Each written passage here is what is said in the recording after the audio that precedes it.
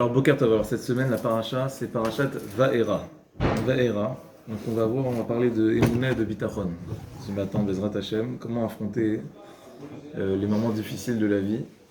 On a envie de se poser la question, de poser la question à Dieu, pourquoi tu me fais ça? D'accord? On sent des profondes injustices, on a l'impression d'avoir pourtant tout bien fait, et on a l'impression que soit Dieu ne nous aime pas, soit on ne comprend pas ce qu'il veut de nous. D'accord? C'est des questions qu'on est souvent amené à se poser malheureusement, et on a tous besoin de se renforcer dans notre émouna et notre bitachon. Alors, pourquoi je parle de ça? Parce que la paracha de la semaine dernière, elle finit avec la première rébellion d'un homme qui était pourtant considéré comme le plus grand des hommes. C'était Moshe Rabbeinu. Et Moshe Rabbeinu, il va être convoqué par Dieu pour pour libérer le peuple juif. Et voilà qu'à la fin de la paracha, Moshe il a une drôle d'attitude vis-à-vis d'Hachem. Il lui dit, je comprends pas. Depuis que tu m'as envoyé parler au Bnei Israël, depuis que tu m'as envoyé parler à Paro, depuis que tu m'as sollicité, je me suis conduit comme un bon petit soldat, j'ai fait tout ce que tu m'as demandé, mais j'ai l'impression que c'est de mal en pire. C'est la catastrophe. Alors, qu'est-ce qu'il a fait Paro? Quelle a été la réponse de Paro? Il a juste fait que les Bnei Israël travaillent plus, ils sont asservis, ils n'ont plus le temps de respirer, ils sont passés de une charge où on leur fournissait la matière première pour travailler, et à la fin de la paracha de la semaine dernière, après l'intervention qui vient à rôle de Moshe, qu'est-ce qui s'est passé? Renversement. Poirot, il a dit, si c'est comme ça, Caniré, que si vous avez le temps de vous plaindre, faire des grèves, faire des manifestations et compagnie, Caniré, que vous avez trop de temps à perdre, Tirbada Avoda à la âme, il a dit, on va renforcer la charge de travail, parce que c'est parce que vous ne travaillez pas assez, que vous êtes là en train de vous poser des questions. Qu'est-ce qu'il a dit, Moshe? Mais Zibarti el Paro, Era la Hamazé. Moshe, il a été voir Dieu, il lui a dit, depuis que j'ai parlé à Paro, Era la Hamazé. Tu n'as fait que des mauvaises choses à ce peuple. Et tu l'as pas sauvé. Et je comprends pas. Yomer Hachem el Moshe a tiré. Alors Dieu, dans la paracha de la semaine dernière, fin de la paracha, dernier verset, lui dit, t'inquiète pas. Tu vas voir de quel bois je me chauffe. À partir de maintenant, tu vas voir que le ton va changer.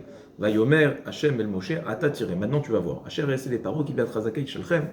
Je vais les renvoyer d'une main puissante. Et Veyat Chazakai Garchem Merzo. Je vais les chasser de leur pays.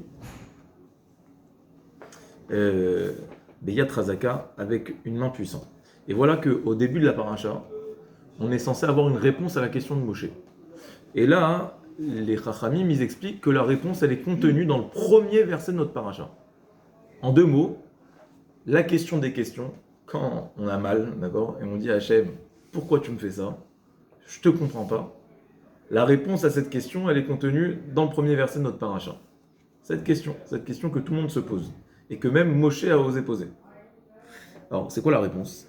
Alors, je vais vous dire le verset, et vous allez voir que la réponse, elle est loin d'être évidente. Vaïdaber Elohim el Moshe. Voici que Elohim a parlé à Moshe, donc Dieu, mais avec le nom de Elohim. Vayomer Elav Ani Hashem. Et il lui a dit, je suis Hashem Yud Kevavke, je suis Dieu. Donc, déjà, première remarque, il y a une contradiction interne dans ce verset. On sait que Dieu, il se présente à nous sous différents noms, il en a 72. C'est des attributs, c'est des manières d'être, c'est des postures vis-à-vis de nous, puisque son essence, on ne la connaît pas. Mais il a des visages, il prête des visages. C'est une manière d'être. Alors là, on fait appel à deux noms d'Akadosh Baruch Hu. C'est quoi les deux noms? Le premier, c'est Elohim, et le deuxième, c'est Hachem. Le problème, c'est que c'est Elohim qui parle, c'est Dieu qui parle, Elohim qui parle, et il lui dit, je suis Hachem. Je suis Yudke Vavke. Alors, on rentre dans des choses un peu plus profondes, mais on doit décoder ce que c'est le mot Elohim, et ce que c'est le mot Yudke Vavke. Et comment Dieu, il peut dire je suis lui et je suis lui en même temps. Pas possible. La deuxième question, c'est en quoi c'est une réponse à la question de Moshe. D'accord? On a dit que dans ce verset, il y a écrit la réponse à la question de Moshe. J'ai mal, je te comprends pas. Réponse, t'inquiète pas, je suis Dieu. Alors on pourrait se dire, bon c'est quoi la réponse? T'inquiète pas, Altidag, ouais. Mais il y a quelque chose ici de plus profond. Alors, on va commencer par une explication, celle du Or HaChaim. Ça va faire plaisir à Madame Vuitton.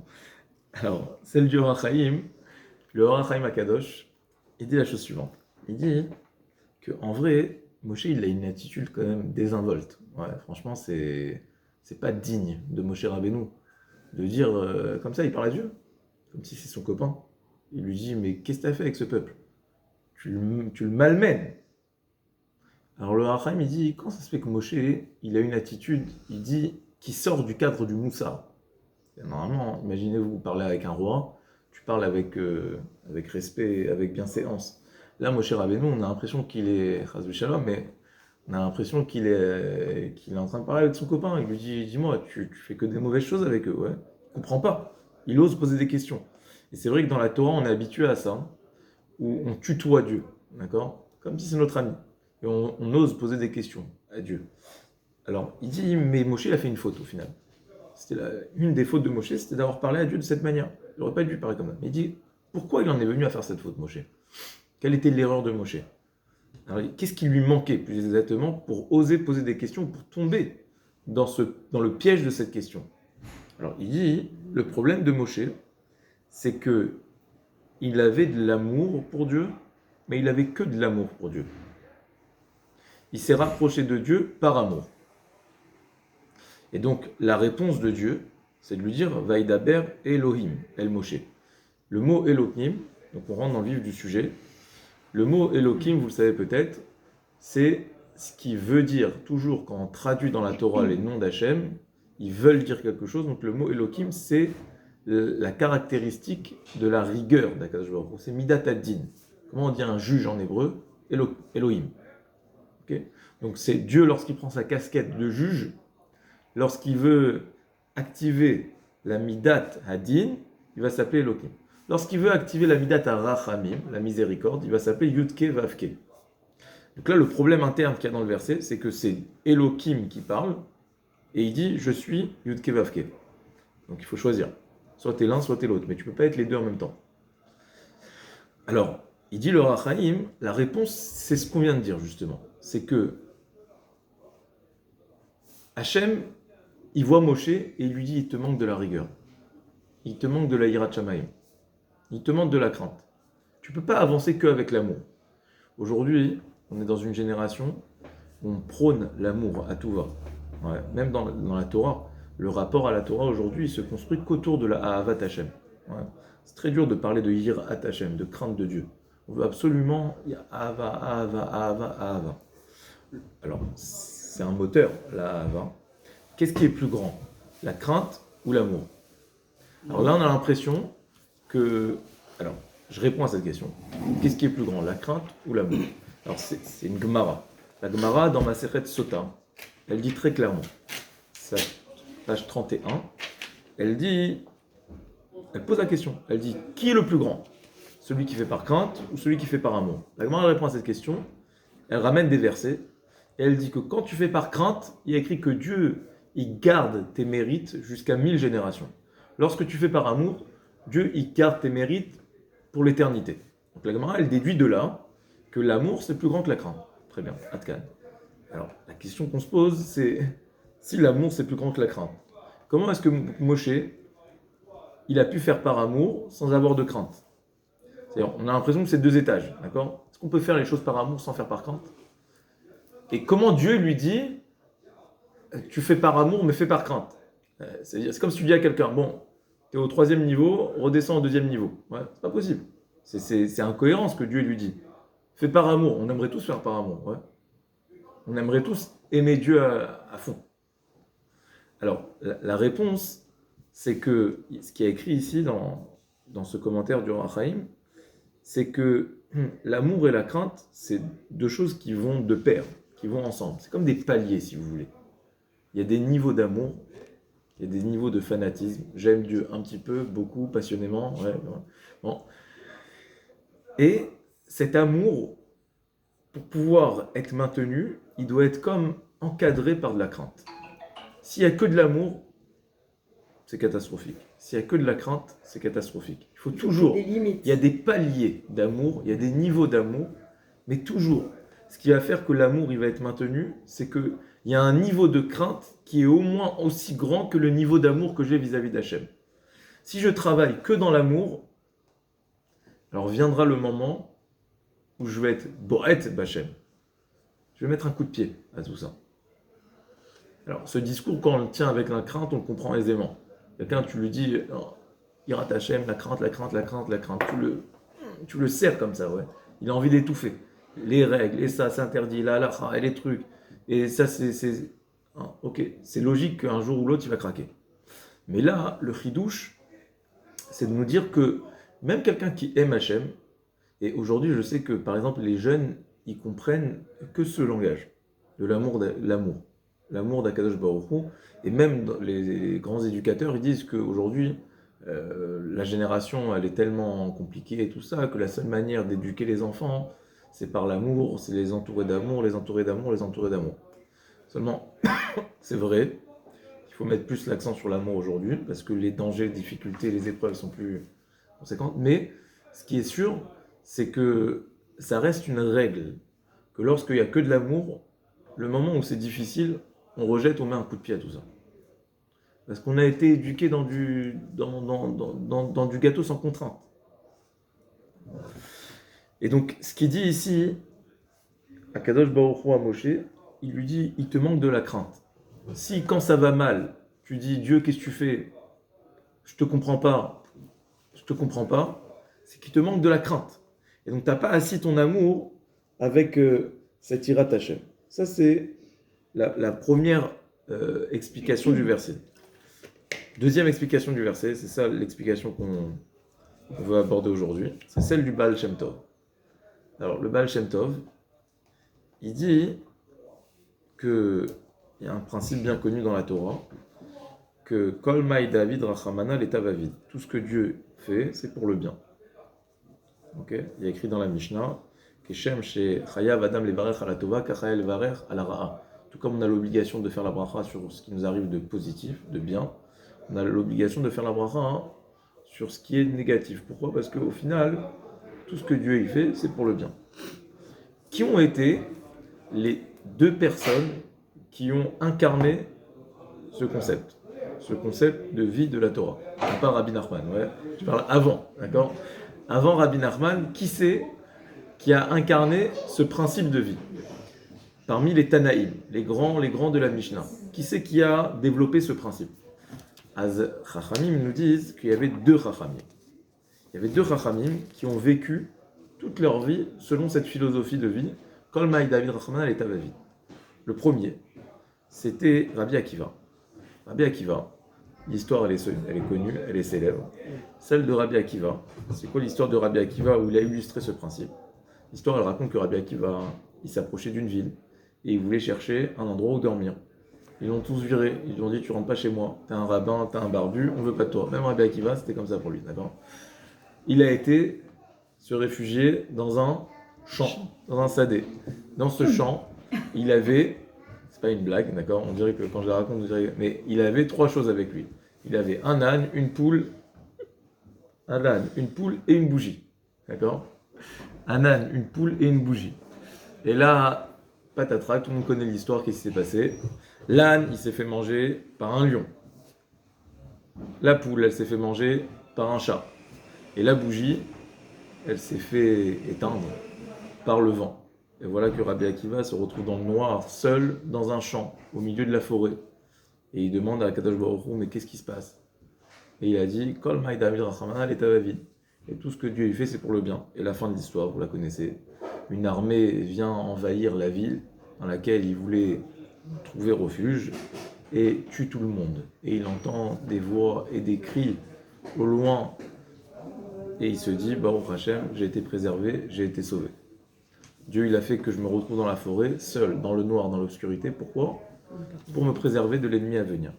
Ça, c'est l'histoire que la Gemara, elle ramène pour illustrer ce principe de Kol Maï David Rachamana Letav.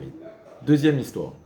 Et je vous demande de réfléchir à la nuance qu'il y a entre les deux histoires. Deuxième histoire, c'est celle de Nahum Ish Gamzo. Nahum Ish Gamzo, c'était qui?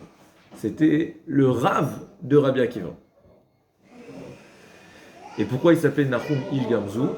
Parce qu'il disait Gamzu Letova. Même ça, c'est pour le bien.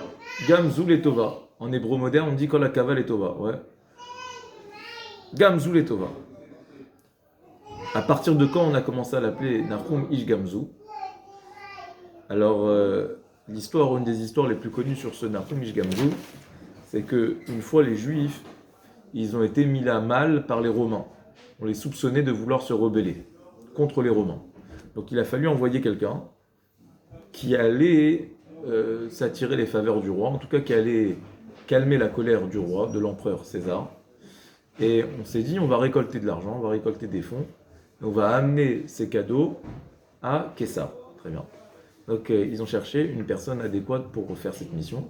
Ils ont dit, qui de mieux que Nahum Ish Gamzu? Pourquoi? Parce qu'avec lui, de manière, tout tourne positivement. Donc même s'il y a un problème en chemin, même s'il y a une catastrophe, de toutes les manières, avec son œil positif, il saura changer la tournure des événements. Et effectivement, ça n'a pas manqué, c'est ce qui s'est passé. Ils l'ont muni d'une grosse caisse, avec de l'or et des pièces d'argent, que tous les Juifs avaient donné et avaient participé à l'effort commun. Et voilà qu'en chemin, ils s'arrêtent dans une auberge. Et dans cette auberge, qu'est-ce qui va se passer? Vous connaissez cette histoire, non? Non? Hein? Vous la connaissez cette histoire? Alors, Gamzu Letova. Mais qu'est-ce qui s'est passé? Il s'est fait prendre. Alors, il s'est fait cambrioler par l'aubergiste. Okay, ils ont dit, ah, celui-là, il est juif, il doit être riche. Ils ont vu une grosse caisse avec de l'or et de l'argent. Ils ont dit, qu'est-ce qu'il y a dans cette caisse? De l'or et de l'argent, super. Pendant qu'ils dormaient, ils vident la caisse. Qu'est-ce qu'ils mettent à l'intérieur pour que ce soit ni vu ni connu?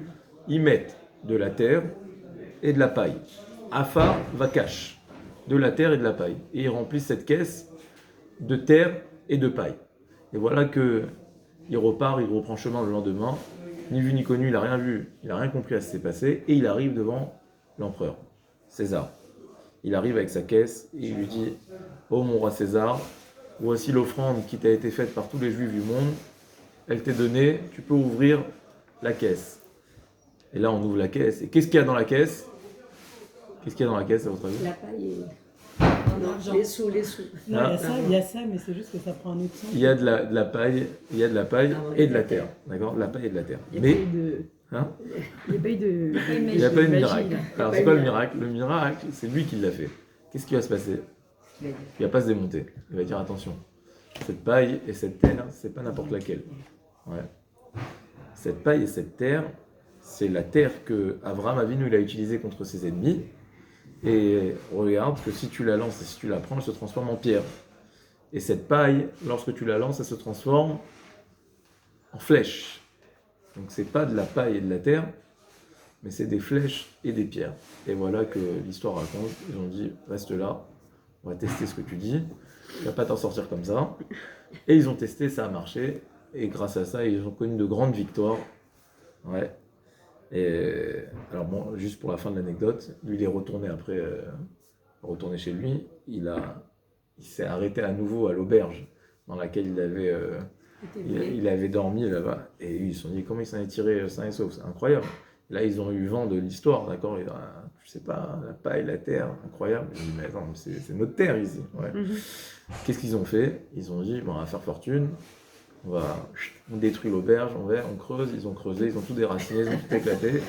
Ils ont été là-bas et malheureusement, ça n'a pas fonctionné et ils se sont fait pendre. D'accord? Bon, voilà, ça c'est l'histoire. Maintenant, demande le Baal Shem Tov. On a deux histoires. Celle de Rabbi Akiva, celle de Nahum Ish Gamzu. Quelle est la différence entre ces deux histoires? C'est quand on dit ce refrain, qu'on entonne tout le temps et qu'on dit tout le temps Akol Letova, Akol Letova, Akol Letova. Qu'est-ce que ça veut dire? Qu'est-ce que ça veut dire un Kol Letova? Essayez de voir la nuance qu'il y a entre les deux histoires. Quelle est la profondeur de ce Akol Letova? Alors, le Baal Shem Tov, il disait, il y a deux manières de dire Akol Letova. Tu peux dire Akol Letova façon Rabbi Akiva. Ça, c'est un niveau 1. Parce que Rabbi Akiva, c'était l'élève de Nahum Ish Gamzu. Mais il n'a pas été jusqu'au niveau de son maître. Son maître, il avait un niveau de perception de Akol Letova encore plus grand que Rabbi Akiva. Et ça se reflète dans ces deux histoires. Rabbi Akiva, lui, il disait Akol Letova. Comment vous le prenez Akol Letova? Vous dites, bon, maintenant, ok, c'est la cata. Je suis dans le rocher, je suis dans l'obscurité. J'ai plus de lumière, j'ai plus de bougie, j'ai plus rien, je comprends pas. Mais Yetov, ouais, Akol Letova.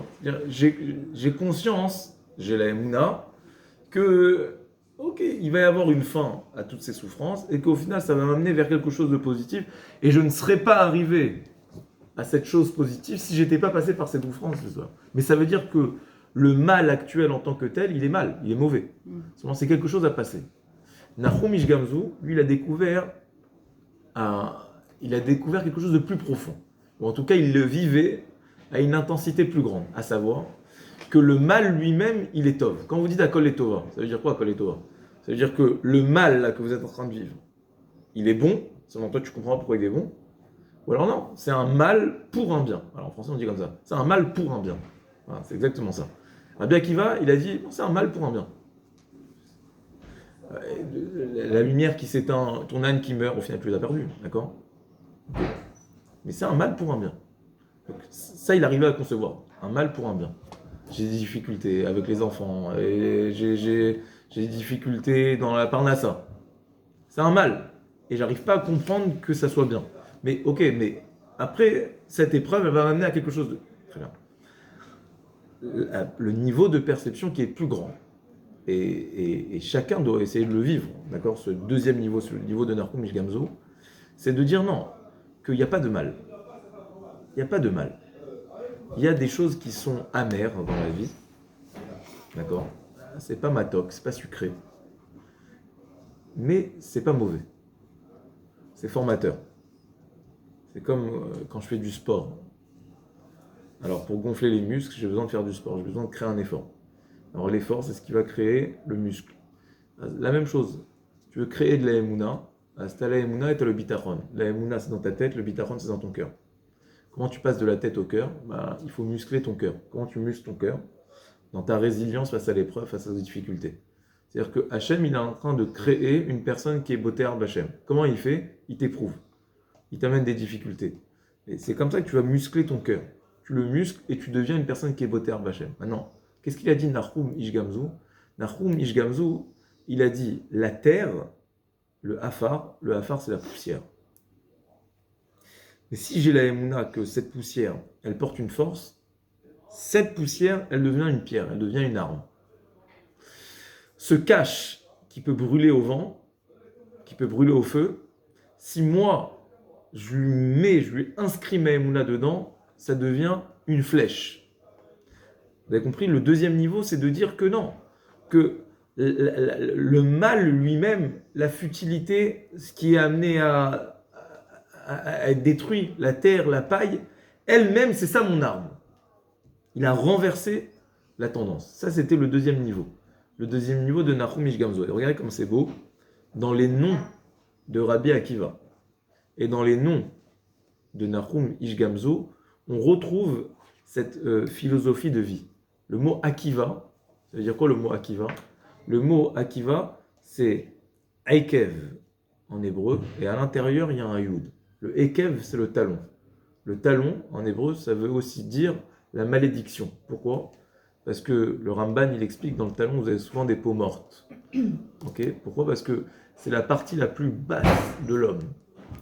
Et donc, c'est la fragilité aussi de l'homme. C'est là qu'il est en contact avec la terre, et c'est là qu'il est en contact avec la pourriture et avec la mort. C'est pour ça que le mot malédiction en hébreu, il se dit cave, couve, bête. Pourquoi? Parce que dans le talon, on porte la malédiction, qui vient rôle. C'est pas pour rien qu'on dit le talon d'Achille, d'accord? Pourquoi? Parce que véritablement, le talon, il dit même plus que ça le ramène, il dit pourquoi le talon il a une forme arrondie? Parce que tout ce qui est arrondi, ça fait appel à la notion de lassitude, de choses qui se répètent. C'est la nature, d'accord? C'est la malédiction. Donc il dit le Ramban, le talon, c'est le symbole de la malédiction. Maintenant, Rabbi Akiva, pourquoi il s'appelait Rabbi Akiva? Parce que c'est celui qui est arrivé à rentrer le Yud. Le Yud, c'est l'étincelle d'Akadosh Baruch Hu. C'est ce qui va donner la brillance et l'étincelance. Et c'est dans le Ekev. Vous voyez? Il a mis le Yud dans le Ekev. C'est-à-dire il a rentré la bracha dans la malédiction. C'est pour ça qu'il s'appelait Akiva. Akiva. Ekev, et à l'intérieur, vous ouvrez le mot et vous trouvez un Yud. Ce qu'il a dit, dans la malédiction, dans la bracha, dans le Rocher, je vois la bracha. Ça, c'est Rabbi Akiva. Nahum, ça veut dire quoi Nahum? Les Nachem en hébreu, qu'est-ce que ça veut dire? Les Nachem, ça veut dire consoler. Mais prenez ça comme principe. À chaque fois que vous voulez savoir exactement le sens des mots, alors nos sages nous expliquent qu'il faut toujours regarder la première fois où ce mot apparaît dans la Torah. Et là, vous allez comprendre le vrai sens du mot. C'est un principe.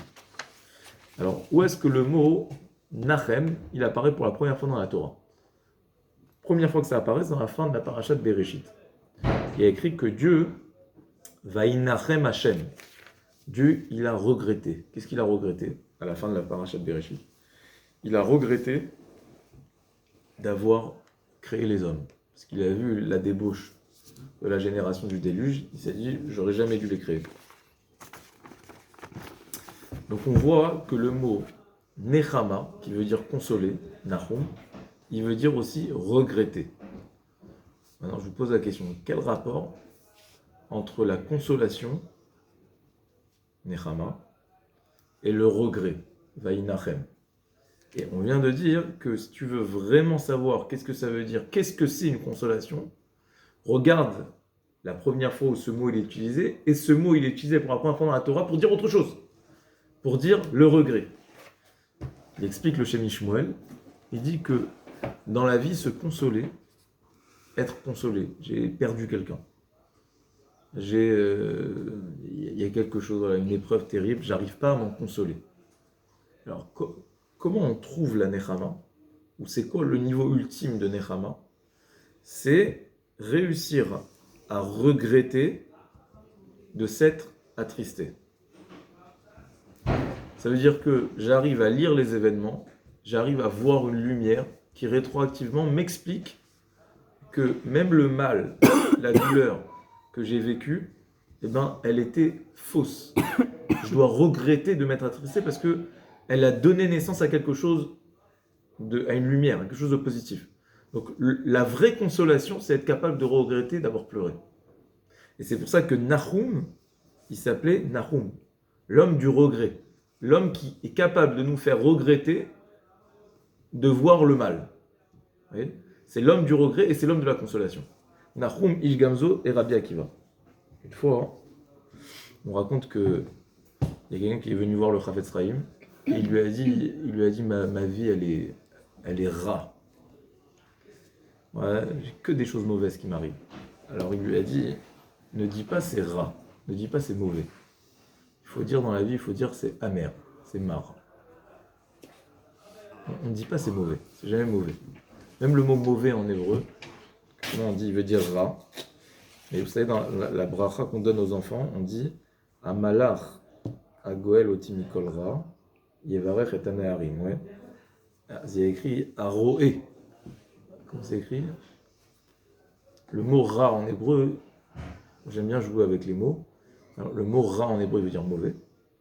Mais le mot roé, Aroé Otimikol Ra.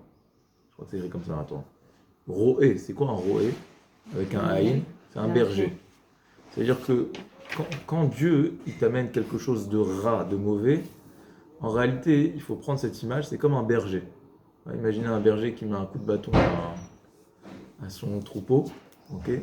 Il est en train d'être aimant vis-à-vis de lui, okay? Il le préserve d'un danger. Donc à chaque fois qu'il y a quelque chose de mauvais, sache que ça vient de... C'est un roé, c'est un berger à Kadosh Baruch Hu.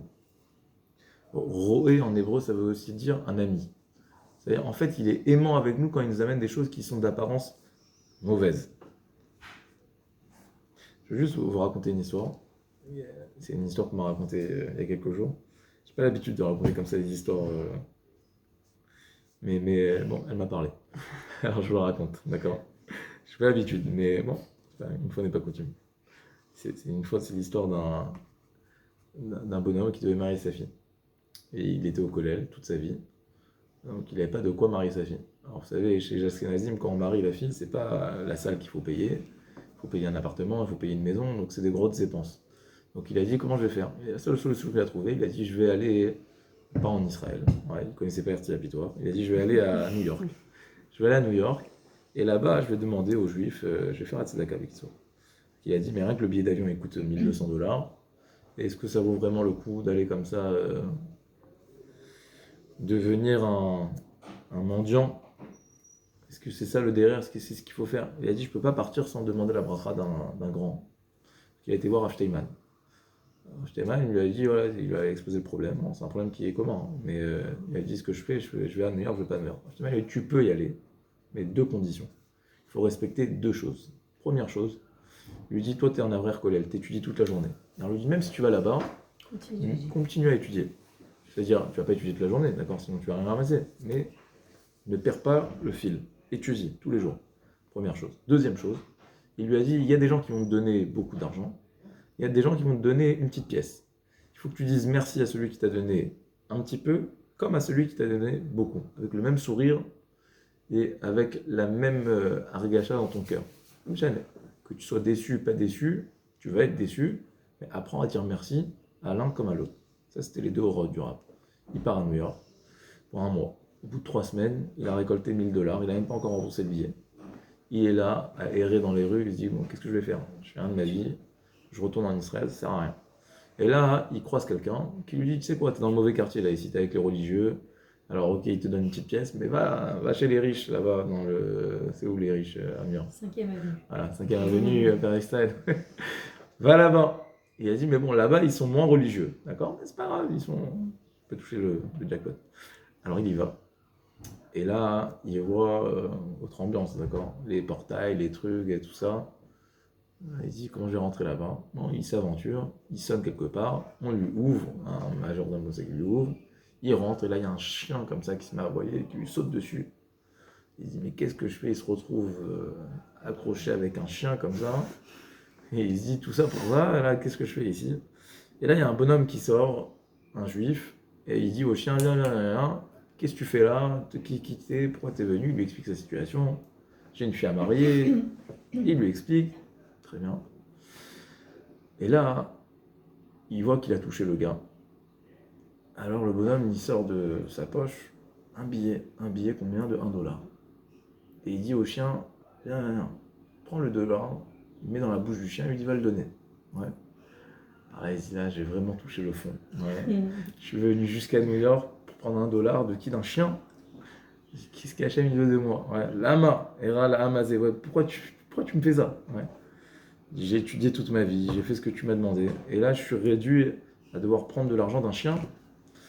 Alors, le bonhomme, à ce moment-là, il prend le $, et il a envie de tout jeter. Mais il se rappelle de ce qu'il lui a dit le Rav. Il lui a dit, on te donne $1, tu dis merci. Même si ça vient de la bouche d'un chien, tu dis merci.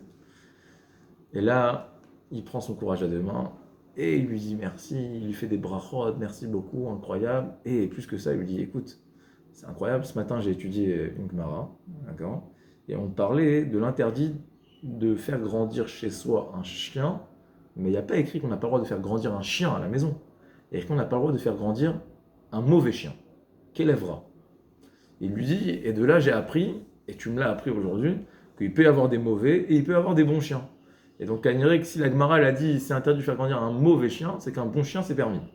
D'accord? Ça va faire plaisir à ceux qui ont des chiens. Ouais. Alors, c'est permis. Et il lui dit, incroyable, ton chien c'est un bon chien. Et voilà, il dit, bon, il y a de Sati et des Chova, ça y est, j'ai fait ce que j'avais à faire, j'ai joué le jeu, très bien, je pars. Il lui dit, viens, 2 secondes, j'ai encore un autre truc à te demander. Tu sais quoi, je t'ai donné $1, va voir mon voisin en face et dis-lui ce que tu m'as dit. Alors lui, il m'a vraiment pris pour son chien pour le coup, d'accord? Il me dit maintenant, il m'a donné $1, il croit que je vais aller comme ça. Bon, il dit, écoute, le Rav il a dit, allez, on finit et on repart, c'est une mauvaise passe, ça va aller mieux demain. Il va chez le voisin, il toque à la porte, il lui raconte l'histoire, il lui dit, voilà, le bonhomme d'en face, il lui dit, c'est qui? C'est le voisin d'en face qui t'a dit ça? Alors il lui dit, tu sais quoi, va le voir et dis-lui que je veux lui parler. D'accord? Il dit, mais eux, ils m'ont vraiment pris pour leur chaouche, quoi, les deux, quoi. C'est quoi cette histoire? Il dit, le Rav, il m'a dit, je continue. Il va voir le Rav, il va voir, pardon, le gars d'en face, il retourne. Il dit, quoi? Il a dit qu'il voulait me parler. Il le prend, il le serre dans ses bras. Je lui dis, c'est incroyable. Alors, ils vont, ils se voient, ils se retrouvent, et les deux, ils s'enlacent. Et lui, il comprend pas qu'est-ce qui se passe, quoi. Il comprend pas qu'est-ce qu'il a fait. Alors, il dit, bon, je vais t'expliquer. Le bonhomme qui est en face, c'est mon beau-père. Et ça fait des années qu'on se parle plus. Pourquoi on se parle plus? Parce que mon beau-père, à l'époque, il vient d'une famille religieuse, Haredi, comme ça, à l'ancienne, ouais, une famille avec des valeurs, où il ne faut pas rentrer de chien à la maison. Ouais, ça n'existait pas, par entretien. Quand je me suis marié, moi j'étais un peu one again, d'accord, un peu plus. Et moi, je voulais absolument avoir un chien. Et donc ça a créé une dispute de famille. Et depuis, on habite en face, mais on ne se parle plus. D'accord? Donc je suis avec ma femme et mon beau-père. Chacun vit sa vie séparée. Et là, quand tu m'as dit, toi, un religieux, tu m'as dit qu'il peut y avoir un mauvais et un bon chien, je me suis dit, il faut qu'il entende ça. D'accord? Et quand l'autre, il a entendu qu'il voulait renouer le lien, le contact, d'accord, qu'il cherchait à. Alors, on s'est retrouvés. Donc voilà, grâce à toi, on a fait le shalom. Et Baruch Hashem, c'est incroyable, ça fait des années qu'on ne se parle plus. Et là, le beau-père, donc, qui habitait à New York dans les quartiers riches, il sort son chéquier, il lui dit merci beaucoup, grâce à toi, et il lui donne 18 000 $. Voilà. Ça, c'est la fin, c'est une vraie histoire, d'accord? C'est une vraie histoire, et donc, il disait, le Rav, il disait que parfois, on a l'impression d'être malmené, on ne sait pas où Dieu nous amène, mais au final, c'est le dollar qui était dans la bouche du chien qui lui a permis de voir la délivrance, d'accord? Donc, parfois, les choses, elles semblent être mauvaises, il ne faut pas dire c'est mauvais. Il faut dire c'est mar, c'est amer. Il y a écrit dans la paracha, on finit avec ça, il y a écrit Vayemareru et Rayehem. Il y a écrit qu'ils leur ont rendu la vie amère. Il n'y a pas écrit qu'ils leur ont pourri la vie. Ah, c'est vrai. Il y a écrit qu'ils leur ont rendu la vie amère. Alors vous savez que dans la Torah, il y a des théamim. C'est-à-dire qu'il y a des manières de lire. Il y a des théamim, il y a les intonations.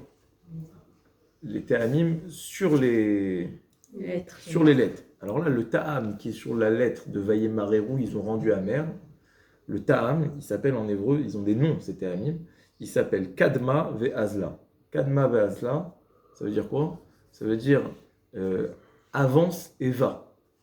Avance et va. Alors le Gaon de Vilna, il dit pourquoi? Parce que quand c'est amer dans la vie, il faut toujours penser à l'après. Il ne faut pas penser au moment. Il faut penser à avance et va. D'accord? C'est-à-dire il faut faire abstraction du moment. Kadma ve'azla, c'est la manière de chanter le moment. Si tu veux chanter les moments qui sont amers dans ta vie, il faut être Kadma ve'azla. Il faut regarder après. Alors moi, je rajouterais qu'il faut regarder après et il faut regarder avant. C'est toujours très dur d'être dans l'obscurité, mais il faut regarder après et avant. Après, c'est ce qu'on a dit, que avoir la émouna, que viendra un moment où ça va s'éclaircir. Et avant, c'est quoi avant? Avant, c'est qu'il faut être capable dans la vie de garder des moments de hit route. On a tous eu des moments d'éveil, des moments de rapprochement, des moments de bonheur. On a tous eu, parfois il y a des difficultés qui s'avèrent être des difficultés, mais en vrai, si on réfléchit en arrière, alors, et qu'on est capable de se remémorer des bons moments, okay, sur ce même problème, ouais, sur ce même problème. Alors ça, c'est ce qui va nous donner la force d'affronter cette épreuve, ouais, d'affronter ce moment. Et donc il faut comme encadrer ces moments pour que ça devienne des parenthèses. Okay? Il y a le bonheur que j'ai réussi à garder en moi, et c'est ça que Dieu il te demande. Quand il t'envoie des bonnes choses, Dieu, qu'est-ce qu'il te demande? À part de lui dire merci, il te demande, garde ça. Garde ça, il faut les inscrire. Il faut les inscrire ces moments, pour qu'ils perdurent. Parce qu'on doit après les utiliser pour affronter les moments qui sont plus difficiles. Et donc si on arrive à encadrer ces moments, alors on transforme les mauvaises choses en des choses qui sont simplement amères. Et la mer, ça nous construit, ça s'adoucit, ça nous construit. Bezrat Hashem, Shabbat Shalom et qu'on réussisse.